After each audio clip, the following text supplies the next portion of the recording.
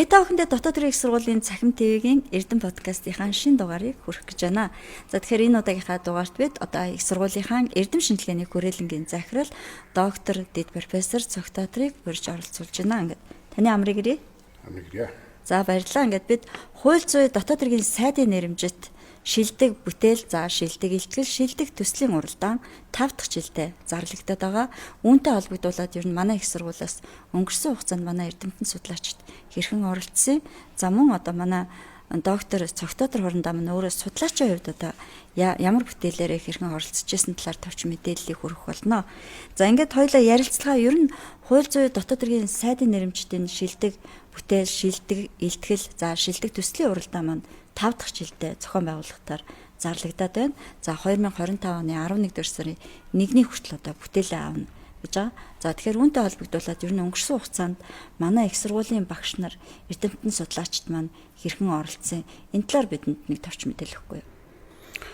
За энэ уралдаан маань 5 дахь жилдээ зохион байгуулагдаж байна. Дотоод төрийн их сургуулиас олон эрдэмтэн багш нар маань идэвхтэй оролцсон. Олон шагнал урамшууллыг авсан, шалгарсан. За бүтээлүүд бол 70 гаруй бүтээл бол оролцсон байна лээ. За бусад сургуулиудаас мөн оролцдог. Энэ өөрөөр хэлбэл хууль зүйн салбарын бүхий сургуулиудыг хамарч явагддгаар гэх юм онцлогтой. Тэгэхээр хуулийн сургуулийн бусад эрдэмтэн багш нар мөн манай сургууль, Монгол Улсын их сургууль бүгдээрээ оролцож явдаг. За энэ дээр бол шилдэг грант төслийг манайх хоёрчудаа авлаа. Хууль зүйн эрдэмтэн шинжилгээний шилдэг бүтээлийн уралдаанд мөн дид байр, тусгай байрыг 5-6 удаа авсан байна. За оюутны эрдэмтэн шинжилгээний бүтээлүүдэд бол оюутнууд маань мөн 20 гаруй оюутнууд бол оролцож шагналт байранд шалгарч их амжилттай оролцжээ. Тэгээ энийг бол маш их урам өгсөн сайхан уралдаан гэж хууль зүйн салбартаа хүлээн зөвшөөрөгдөж байна да. За баярлалаа. Тэгэхээр манай Цогтоотор захирал өөрөө доктор, дэд профессор хүний хувьд судлаачийн хувьд энэ уралдаанд бас амжилттай оролцож байсан. Таны хувьд миний мэдж байгаагаар 2023 онд бас оролцож байсан. За 24 онд бас оролцож бүтээлээрээ тусгай шагнал авч байсан, ийм амжилт үзүүлж байсан. Ер нь ямар бүтээлүүдээр оролцож байв? Эдгээр бүтээлүүдээ практикт яаж хэрэгжүүлж, нэвтрүүлж байна? Энэ талаар бидэнд. За тийм 2023 онд чинь би ашигт улмлыг хууль ёсоор олборлох гэмтрийн нотлох ажиллагаа гэсэн нэг сэдвт бүтээлээр оролцсон. За ингээд бас тэн дээр 80 гаруй эрдэнэ шинжилгээний бүтээлүүдээс тусгай байранд шалгарч энэ дээрээ бол би их урам авсан. За ер нь бол би өөрөө тэр бүтээлээ бас нэг 5-6 жилийн судалгаа юм үндэслэж ийж бичсэн юм бүтээл үйж байгаа. 2024 онд хүрээлэн буй орчны гэмтрийг мөрдөн шалгах арга зүй гэдэг бүтээлээрээ манай лавграгчаа доктор мөн болор эрдэнэ доктор нарын хамт мөн тусгай байрыг эзэлж исэн. Тэгээд энэ дээрээ мөн их сайхан урам авсан.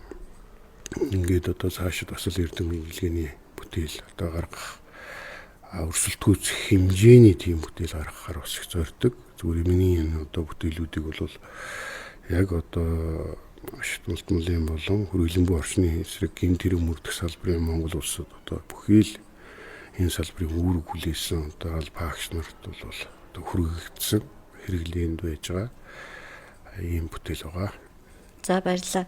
Тэгэхээр энэ уралдаан бол яахын аргагүй манай салбарынхны хувьд энэ уралдаан бол яг нэг бүтээлээрээ оролцсон гэсэн тийм хүлээлт үүсгэсэн ийм уралдаан болцсон байгаа. Тэгэхээр ер нь та бас анх удаа энэ уралдаанд оролцож байгаа судлаачтай. За мөн энэ уралдаанд оролцсон гэж бэлтгэж байгаа сонсогч, суралцагчид, оюутнуудаа бас судлаачийн хувьд, эрдэмшлэгээний хүрээлэнгийн захирал хүний хувьд за энд бас оролцож амжилт гаргаж ирсэн судлаачийн хувьд сайхан тийм уриалга үг хэлээч. Ер нь энэ уралдаан маань бас өргөн дэлгэр явдаг гэдгийг би түрүүн хэлсэн. За Монгол Улсын их сургуулиас грант шилдэг бүтээлийг бас авч ирсэн. За Ших Утаг сургууль их сайн оролцдог. Отгон тэнгэр сургууль, Орхон сургууль энэ төр гээд ингээд бас олон сайн сургуулиудын судлаач нар болон оюутнуудыг хийж болж байна л да. Тэгээ энэ улсын хэмжээнд ингээд явагдаж байгаа энэ сургууль маань энэ одоо оролдоо маань өндөр одоо чанартай, өндөр шалгууртай ингээд явагдаад нэгэнд хэвшил болчих. Энд бол оюутнууд идэх зүтгэл гаргаад, зориг гаргаад, эрдэм шинжилгээний зориг гаргаад ингээд бас оролцооч. Өөрийн бүтээлийг илгээгээд би ер нь ямар хэмжээнд яваа юм. Энэ одоо олон сургуулиудаас энэ олон одоо оюутнуудаас би ер нь ямар хөө хэмжээнд одоо байгаа юм бэ гэдгийг нэр бол одоо өөрийгөө дүгнэж үзэж тэрийгээр одоо бахархаж болдог. За мөн одоо эрдэмтэн судлаачдын хувьд ч гэсэн өөрийн одоо тэр оюунаа жилийн байж одоо бүтээсэн тэр бүтээл юмнуудыгаа бол аль болох одоо энэ уралдаанд цоож оролцуулж ингэж өөрийн одоо амжилт бүтээл хэр байна. Энэ олон одоо судлаач нарын аялхан харьцаа явж байна гэдгийг үзэх ийм боломж байдгаараа энэ одоо оролдоон маань бол хамгийн одоо чухал. Тэгээд энэ судлаач нарт бол урам зориг өгсөн. Цаашдаа бол үнэхээр одоо бас насан турштай хүн чинь бол дурсаж бахархаж явна шүү дээ. За би ийм оролдоонд оролцсон юм шүү гэж.